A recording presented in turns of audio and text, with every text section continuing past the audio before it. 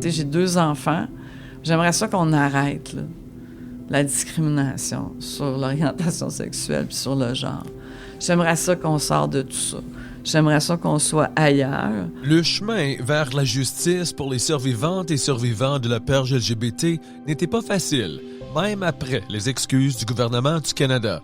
Comme vous allez l'entendre dans le 8e et dernier épisode de La purge LGBT, la honte du Canada, ces excuses marquaient un nouveau départ. Ici Sean Dern. And later that night, there was a reception held by the Chief of Defense Staff. Plus tard ce soir-là, il y avait une réception organisée par le chef d'état-major de la Défense à l'Arsenal Cartier à Ottawa. C'était vraiment un moment extraordinaire aussi. Il y avait des membres actifs de la GRC et des forces armées présents. Le chef d'état-major de la Défense a présenté ses excuses. Il y avait une réception privée pour les survivants de la purge avec le Premier ministre.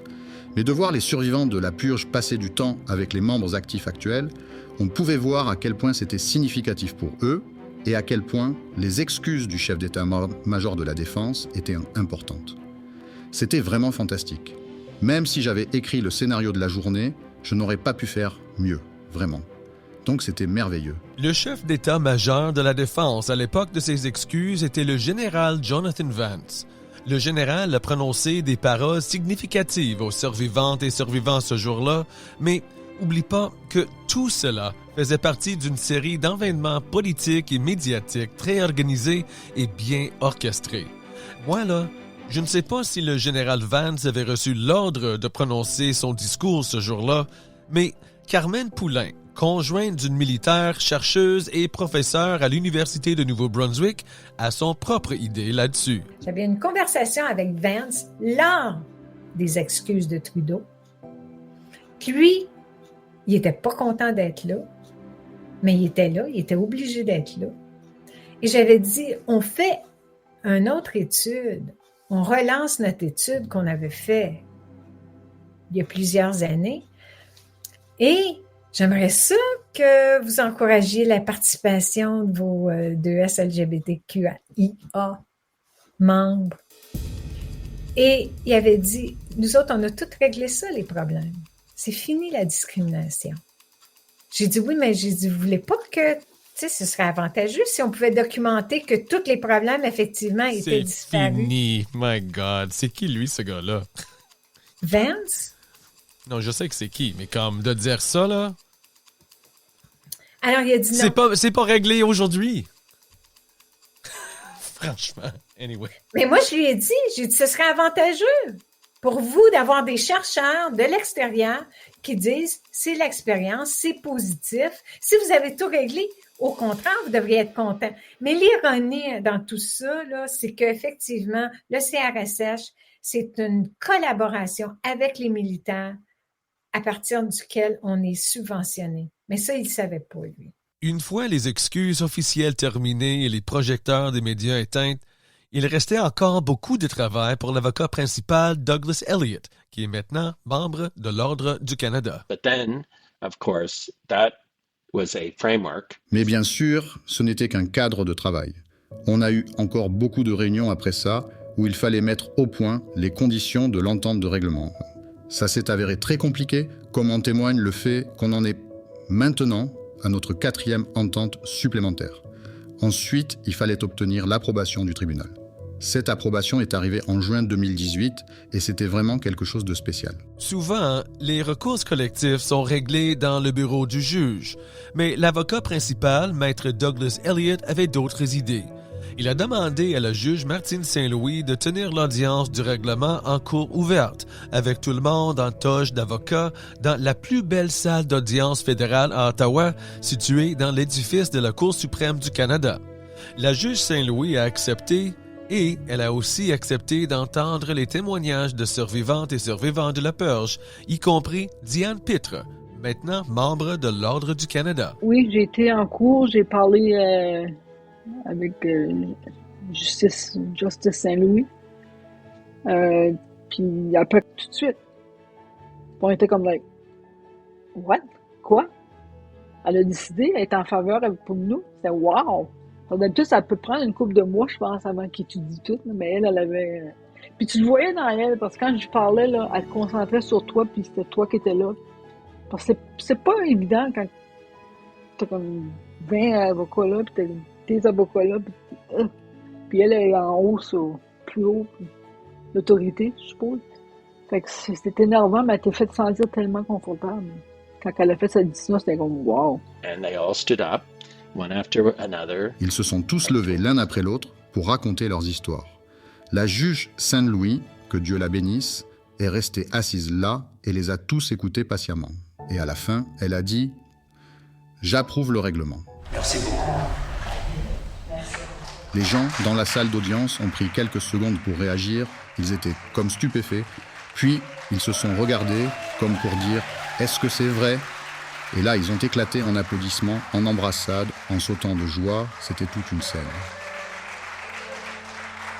Après, les officiers de justice ont dit à Douglas Elliott qu'ils n'avaient jamais vécu une journée comme celle-là à la Cour fédérale durant toutes leurs années de service.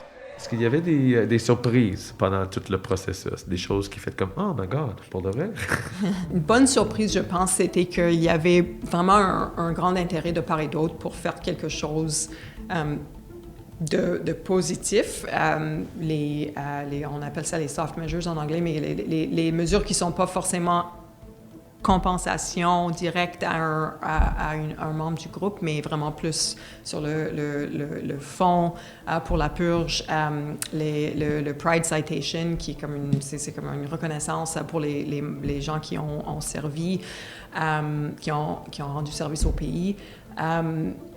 Puis maintenant, comme vous savez, il y a plein de projets en marche pour vraiment commémorer, mais aussi regarder à l'avant, puis de combattre la discrimination sur les fronts actuels qui existent toujours au Canada. Le règlement prévoyait jusqu'à 145 millions de dollars. Ça comprenait 110 millions pour les compensations individuelles où les survivants et survivantes recevaient entre 5 et 50 000 dollars selon leur niveau de préjudice. Il y avait 15 millions en frais juridiques, 5 millions pour l'administration externe et 15 millions pour des projets de reconnaissance et de commémoration comme cette série de balados, ainsi que des expositions de musées et des monuments gérés par le Fonds Purge LGBT qui a aussi été créé dans le cadre du règlement. Au final, après 4 décennies et demie de politique anti-queer et au moins 10 000 Canadiens qui ont été victimes des politiques anti-homosexuelles, seulement 719 ont survécu ou sont devenus des demandeurs. 629 militaires, 78 fonctionnaires et 12 membres de la GRC. Les mesures de réconciliation individuelle comprenaient une lettre d'excuse personnelle, l'accès au dossier personnel, une note au dossier, ainsi que la citation de la Fierté Canada. Les survivantes et survivants de la purge avaient jusqu'au 25 avril 2019 pour soumettre une demande à Deloitte Canada pour obtenir une compensation et ou des mesures de réconciliation individuelle. C'est très gros qu'on ait été capable d'avoir un fonds pour justement aider à raconter l'histoire. Parce que moi, je pense que le plus gros problème qu'il y a eu par rapport à ça, c'est que c'est bien beau d'avoir enlevé la politique. Il y a même du monde qui avait même pas reçu le mémo que la politique n'était pas là, qui continuait à discriminer dans l'armée. C'est le après, je trouve, qui était manquant. Moi, je trouve qu'on a laissé tout le monde tomber en faisant rien après. On les a laissés, moi j'appelle ça, mijoter dans leur honte et peine pendant 30 ans. Puis c'est cette partie-là que j'ai de la misère à concevoir parce que en 92, si on avait fait quelque chose dans ce moment-là, je pense qu'il y aurait du monde qui serait encore vivant. Il y aurait du monde qui aurait peut-être sorti de la drogue. Il y aurait du monde qui ne serait peut-être pas suicidé. Il y aurait du monde... Tu comprends? Oui. Pour moi, c'est un gros, gros manque. Et la vie, comme je te disais, elle fait des drôles de choses. Pour le fait que maintenant, c'est Michel qui s'en occupe, c'est pas un hasard. Pour moi, c'était... Elle tombait à la retraite, puis c'était important d'avoir quelqu'un comme elle qui s'en occupe. Parce qu'elle sait d'où ça vient. Puis en même temps, c'est comme donner une autre chance de se reprendre indirectement. Parce que dans le temps, quand Diane Pritt leur a demandé à elle puis Sven, elle s'est fait dire « Trouve-toi un avocat ». So, elle est encore là, Diane Pritt aujourd'hui. Et c'est ça qui est important. Il faut reconnaître tous les efforts que les gens ont mis, la peine qu'ils ont dû vivre et tout ça. C'est au-delà d'une politique, là. Et aujourd'hui, on parle de quelque chose d'autre. Moi, avec toutes mes années chez IBM, c'est quelque chose que j'ai compris, c'est qu'il faut voir le problème pour faire une solution. Il faut le comprendre, le problème, pour bâtir une solution. So, il faut comprendre pourquoi ça s'est passé, puis en même temps, il faut comprendre l'impact que ça a eu sur nos cultures, sur notre société, sur qu'est-ce qui se passe aujourd'hui, puis comment qu'on peut faire pour changer ça. Et pour moi, le Fonds de la purge, l'idée d'avoir fait un Fonds de la purge, un recours collectif et tout ça, c'était justement ça. Puis aussi de réaliser que parce que moi, j'y crois très fort qu'il y avait, pour le nombre de femmes qu'il y avait dans l'armée comparé au nombre d'hommes, qui est comme 10%, 90 hommes, il y a plus de femmes que d'hommes qui ont été arrêtés. Puis ça veut dire quelque chose. Puis l'autre affaire, c'est qu'aujourd'hui, il y a seulement 12% de femmes dans l'armée. Ça veut dire encore quelque chose. Ça veut dire justement, ce 30 ans-là, là, où on n'a pas parlé, il n'a vraiment pas aidé. Il n'a pas aidé à recruter des femmes, il n'a pas aidé à garder les femmes, à les retenir, à leur donner ce sentiment là, qu'ils sont en sécurité et qu'ils sont à la bonne place. Donc, moi, je pense encore aujourd'hui, puis je trouve ça plate parce que même pendant tout le temps de la purge, c'est quand même nous qui est allés chercher les excuses nationales. Puis quand on est allé les chercher, on a dit, on veut pas juste des excuses pour le Fonds de la purge, on veut que vous excusez pour tout le monde depuis le jour qu'on a mis les pieds ici. On leur a fourni un conseil d'aviseurs de toutes les communautés, autant autochtones, trans, bi. Il y avait un gros comité pour monter ces excuses-là. Un résultat important du règlement a été la création du Fonds Purge LGBT, qui existe pour partager les histoires des survivants et survivantes et pour commémorer ce qui s'est passé durant la purge. Parmi les projets les plus importants du Fonds Purge LGBT, il y a l'identification, la collecte et le partage des documents historiques du gouvernement, de l'armée et de la GRC liés aux campagnes anti-queer du Canada. Dans la nouvelle et 3e édition de son livre The Regulation of Desire, Gary Kinsman écrit « Il y a un problème majeur concernant la mémoire de la campagne de la purge. » Alors, j'ai demandé à Gary d'expliquer ce qu'il voulait dire par là. C'était particulièrement dans le contexte de la diffusion des documents. Je dois donner crédit au Fonds Purge LGBT. Ils ont réussi à faire diffuser plus de documents que jamais auparavant. Et c'est vraiment bien que Sven Robinson ait pu faire une partie de ce travail. Après avoir siégé au comité spécial du premier ministre pour développer les excuses du gouvernement, l'ancien député Sven Robinson a été embauché comme consultant par le Fonds Purge LGBT pour diriger son projet de documents historiques. I have to say it's been incredibly frustrating. Je dois dire que ça a été vraiment incroyablement frustrant de travailler avec le ministère de la Justice dans ce processus. Ils nous ont mis des bâtons dans les roues à chaque étape, au point où nous avons dû aller devant la Cour fédérale pour essayer d'obtenir une ordonnance les obligeant à respecter les conditions de l'annexe L, qui était la disposition incluse dans le recours collectif pour l'accès aux documents. Tout le monde était d'accord que le processus des documents était terrible. Même l'entente finale ne garantissait pas la publication de tous les textes liés à cette purge. Pourquoi c'est si compliqué? C'est parce que le processus d'accès à l'information au Canada est carrément brisé. They claimed over 1,500 pages. Ils ont prétendu que plus de 1500 pages de documents étaient protégés par le secret professionnel entre avocats et clients. C'est absolument scandaleux, parce qu'évidemment, ces documents racontent l'histoire et ce sont des documents qui remontent aux années 80 et qui ont 40 ou 50 ans et plus. nous refuser l'accès à ces documents en invoquant une exemption dans la loi sur l'accès à l'information, à mon avis, ça ne tient tout simplement pas debout. Beaucoup des documents nouvellement déclassifiés restent caviardés ou noircis jusqu'à aujourd'hui. On parle des procès-verbaux des comités de sécurité des années 1950 et de 1960, des notes d'information, des mémos de la GRC et de l'armée, et ainsi de suite. Ce ne sont pas seulement les noms des homosexuels identifiés et des informateurs de la GRC qui sont noircis. Certains documents ont page après page de grands carrés gris qui cachent toute l'information. Finalement, le Fonds Purge LGBT a dû entreprendre d'autres actions juridiques contre le gouvernement de Justin Trudeau avant d'arriver à une entente en 2023. D'ici la fin de cette nouvelle phase de documents en 2025, jusqu'à 15 000 pages supplémentaires de documents sur la purge LGBT pourraient être disponibles pour la consultation.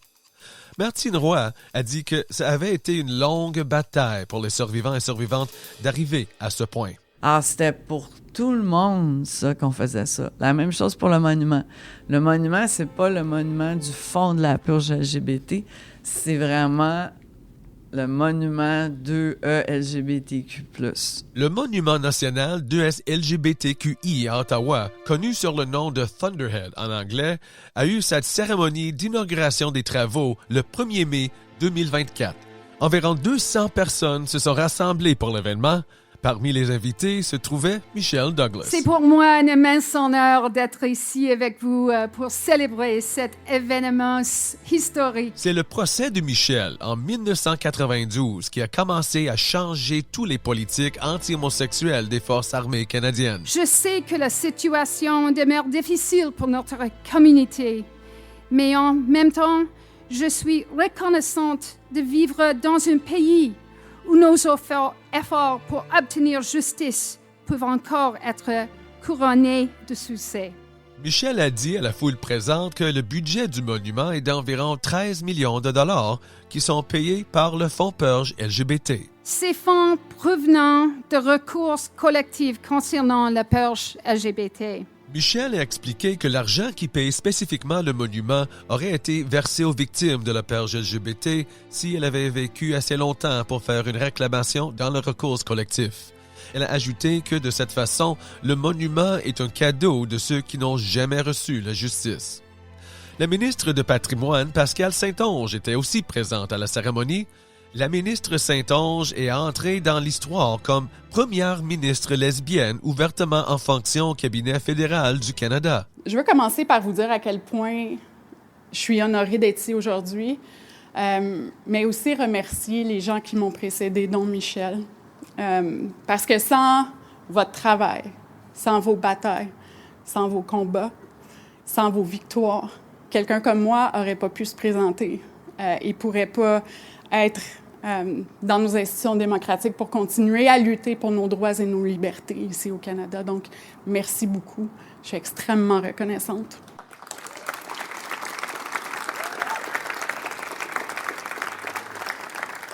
Ce monument apportera un message clair, plus jamais. Il nous rappelle les chapitres les plus sombres de notre histoire nationale, des périodes marquées par des épreuves durant lesquelles le courage de plusieurs ont su guider le chemin.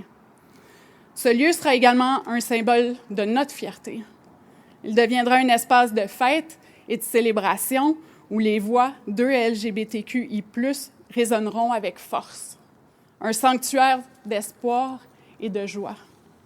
Ce sera un lieu emblématique de notre engagement à bâtir un Canada où chaque individu peut s'épanouir pleinement, peu importe son orientation sexuelle ou son identité de genre. Et cette mission est plus cruciale que jamais. Comme le premier ministre l'a souligné en 2017 lors de ses excuses officielles, la discrimination contre les communautés LGBTQ2 n'est pas un vestige du passé, mais une réalité qui perdure depuis des siècles. Tristement, cette discrimination ne se contente pas de perdurer, elle s'aggrave. Selon un récent rapport de Statistique Canada, les crimes haineux ciblant l'orientation sexuelle ont connu une hausse pour la 2e année consécutive. On est tous témoins de cette montée alarmante des sentiments anti-2 LGBTQI+, qui se manifestent dans nos rues, nos écoles, et nos institutions législatives. Merci à vous, les survivantes, survivants et membres des communautés 2 LGBTQI+, pour votre courage, votre force, votre espoir et votre fierté. Merci.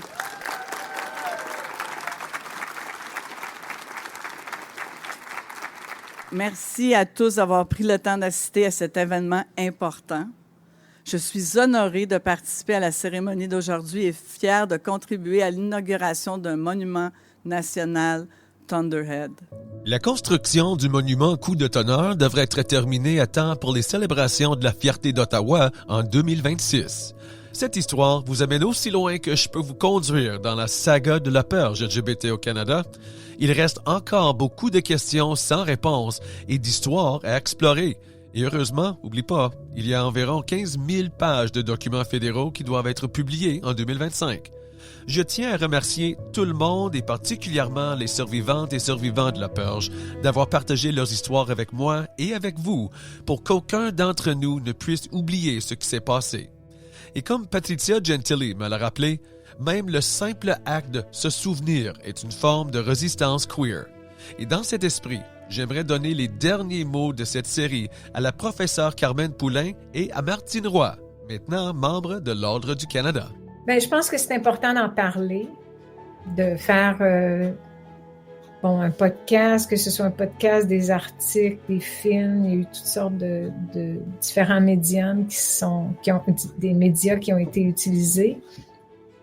C'est important parce que si les jeunes, par exemple, moi j'enseigne à des jeunes, puis c'est important qu'ils connaissent l'histoire de la purge, qu'ils connaissent l'histoire du Canada par rapport à la discrimination qu'il y a eu envers les LGBTQIA. J'aurais dû commencer avec 2 S, plus. Parce que quand on ne connaît pas notre histoire, on peut refaire les mêmes erreurs. Et on apprend de nos erreurs, je l'espère. J'espère que le Canada va apprendre de ses erreurs, mais quand on ne la connaît pas, l'histoire, on peut refaire les mêmes choses et penser que c'est correct. J'ai 2 enfants. J'aimerais ça qu'on arrête la discrimination sur l'orientation sexuelle et sur le genre. J'aimerais ça qu'on sorte de tout ça. J'aimerais ça qu'on soit ailleurs.